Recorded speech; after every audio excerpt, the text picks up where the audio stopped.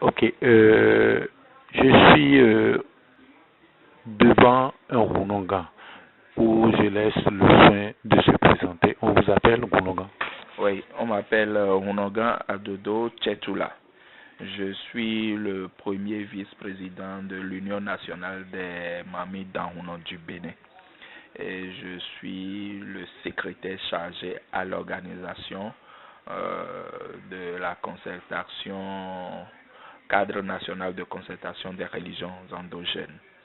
Donc, je suis Mami d'Ahunon et je suis Runonga du tronc Pétoricala. Qu'est-ce que Mami d'Ahunon?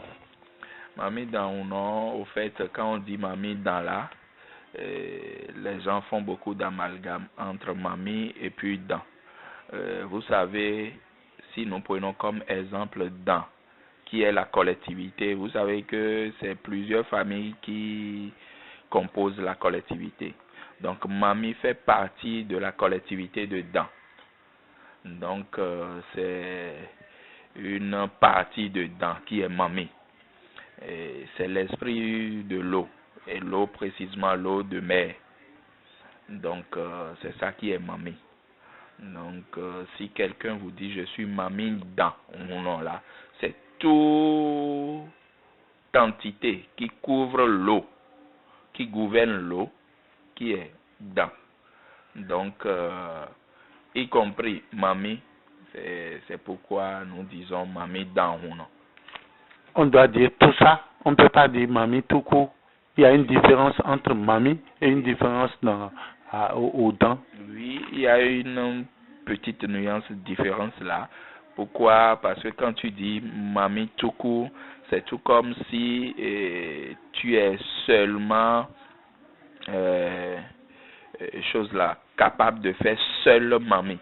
Alors là où vous êtes aujourd'hui, quand on vous dit Mami dans mon nom, tu es capable de faire même Sapata, tu es capable de faire Hebioso, tu es capable de faire Dan, et tu es capable de faire Lisa, Torosu, Ajakba, tout ça.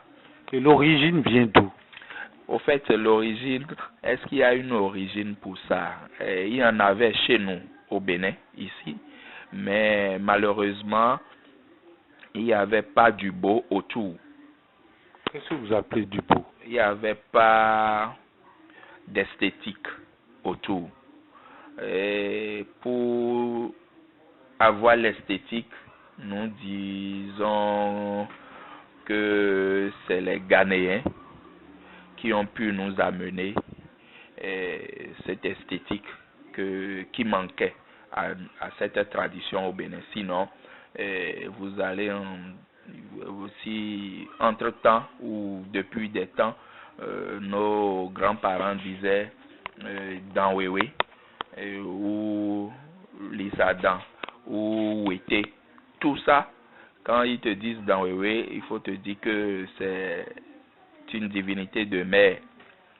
Et c'est ça ce que les Ghanéens appellent Mami. Vous voyez. Donc, eux autres, ils ont su vite faire choses là parce que vous savez que le Ghana, c'était le côte d'or. Il y avait plus d'ouverture sur le monde. Et puis,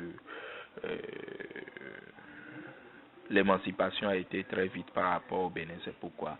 Runonga, dites-moi, selon vous, qu'est-ce que le vaudou représente pour vous? Le vaudou, au fait, ce que les gens ne comprennent pas, le vaudou, en son propre définition, c'est quoi au fait? Le vaudou, c'est matière plus esprit égale vie. C'est la Trinité. Alors, vaudou, on dit vaudou, pourquoi? Parce que ce que l'on ne maîtrise pas, ce qui dépasse l'entendement de l'homme, ce qui dépasse l'effort de l'homme, ce qui sort de l'ordinaire, c'est ça ce que nos aïeux appellent vaudou. Un exemple. La terre, ce n'est pas l'homme qui l'a conçue. Le vent, ce n'est pas l'homme. Le feu, ce n'est pas l'homme. L'eau, ce n'est pas l'homme. Alors, c'est les 4 éléments de la nature. Voir leur immensité, voir leur pouvoir inépuisable. Vobodun. Et le navo est bédéa. C'est ce que cela veut dire. C'est ce que cela veut dire. Vodun. Et c'est dans quel nom? Enfant? C'est enfant, au fait. Vobodun. Ça ne se ternise pas. Ça, c'est le monde, ça. C'est Mao, ça. C'est Dieu, ça. Au fait, si vous entendez bien le nom de Dieu, on dit Mao, c'est Bolissa. Ou bien. Alors, on nous dit que tu as un C, toi, qui est là, en train de me parler, tu as un C. Chez les Blancs, ils se diront l'âme. Ou bien. Alors, l'âme ne meurt pas. C'est le corps qui meurt. Alors, on vous a dit tout à l'heure Vobodum parce que il ne meurt pas. Il se pérennise chaque fois.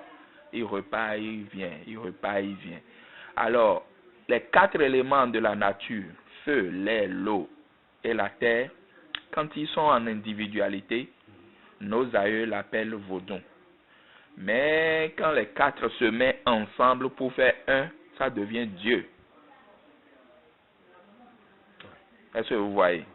Alors, si nous autres, nous sommes attachés à cela, vous savez, précisément moi, vous savez que Vodun, on l'appelle encore, le culte Vodun, on dit, maintenant c'est Hun. Alors, c'est codé là. Alors que tout être humain sur la terre est doté d'un Hun, d'un sang donné. Alors, dans tout le monde entier, nous constatons aujourd'hui qu'il y a 4 différentes sortes de sang, sans compter les ressources. 4 différentes sortes de sang. Oui. Donc ça veut dire 4 groupes sanguins. Le groupe A, le groupe O, le groupe B et le groupe AB. Sans faire attention aux ressources plus et moins. Alors, pourquoi dans le monde spirituel il n'y a pas le hasard? Pourquoi nous avons 4 différents groupes sanguins et il y a 4 divinités mères? Ce n'est pas un hasard. Vous prenez les 4 groupes sanguins, vous verrez que il y a 4 divinités mères par rapport à ces 4 groupes sanguins. Alors, il y a certainement un lien. Et j'ai fait un travail là-dessus. Et j'ai pu sortir quelque chose de beau. Parce que chaque groupe sanguin est lié à un élément de la nature. Et donc, à partir de là, si cet élément est gouverné par une divinité, chaque être humain est gouverné par une divinité. Et si vous voyez le comportement de ce dernier, son comportement va avoir un lien direct avec cette divinité. Et si il n'y a pas un respect des totems de cette divinité par ce dernier, vous verrez que sa vie serait toujours en train de basculer. Donc voilà. Dites-moi, comment on devient un Hunoga? D'abord, il faut être un initié. Après un initié, il faut passer à l'étape d'intronisation de prêtre de Hunon. Il faut être Hunon d'abord, avant de devenir Hunogan. Quand tu es Hunon, dans le monde de Mami Dala, quand tu es Hunon, il faut exercer le travail pendant un temps donné. Après 7 ans, on te donne le droit maintenant aussi d'introniser d'autres Hunon. Et c'est après avoir commencé par introniser d'autres Hunon, au moins 3, que tu deviens Hunogan dans Mamida. Mais chez Tron, et quand on va t'installer le Vodun Tron, tu as un temps à faire et il y a certaines cérémonies à accomplir chez le Vodun Tron pour devenir Hunogan. de tronc. Et là, tu as la possibilité d'installer le tronc à quelqu'un d'autre. Voilà. Runonga là, c'est dans quelle langue? Le patron de Runon, c'est ça? Oui. Que ça veut dire? Oui, le patron des Runons. Voilà. Oui. Alors, moi, je voudrais savoir quels sont les adeptes de votre religion. Les adeptes, Qui sont ceux qui arrivent vers vous? au fait, chez nous, dans le monde Mamidala, nous acceptons tout le monde parce que nous travaillons à partir des groupes sanguins. Et nous ne pouvons pas dire là où nous sommes que nous acceptons seulement tel genre de groupe sanguin. Nous acceptons tous les 4 groupes sanguins. Et chaque groupe sanguin est lié à une divinité. Donc, si quelqu'un est animé d'un sang ou est porteur d'un groupe sanguin, il vient, la divinité qui est liée à ce dernier, c'est par rapport à cette divinité que nous travaillons à ce dernier. Voilà. Alors, quelle différence y a-t-il entre cette religion et d'autres qui sont pratiquées au Bénin? Vous savez, la différence c'est quoi? D'abord, je vous dirais que le vaudou, c'est la religion qui est plus proche de vérité. Parce qu'un Dieu à qui tu adresses des prières, et après avoir fini de prier, ce Dieu, entre parenthèses, en temps normal, devait avoir l'aimabilité de te dire j'ai accepté tes prières ou non. Est-ce que vous voyez? Dans Vaudou, si nous faisons nos prières, nous dédions nos prières à nos divinités, à la fin de la prière, nous demandons si nos prières sont exaucées ou pas. De l'autre côté, ce n'est pas le cas. Tu pries et puis tu pars. Alors, entre-temps, tu ne sais pas si Dieu a accepté tes doléances. Ou bien. Alors, chez Vaudou, si tu n'es pas accepté, si tes prières ne sont pas acceptées, Vaudou va te le dire. En faisant comment pour pouvoir le savoir? On procède par le jet des coris. Est-ce que vous voyez? On procède par le jet des coris. Et c'est à travers les signes d'oracle que le cori nous donne, que nous traduisons